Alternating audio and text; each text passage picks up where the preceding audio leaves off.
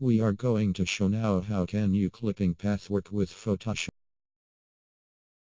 Open your Photoshop and start the work.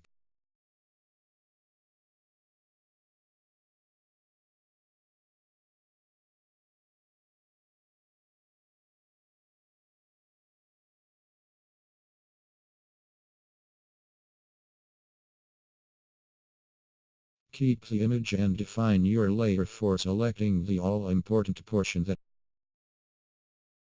you can zoom the parts to make your selection better.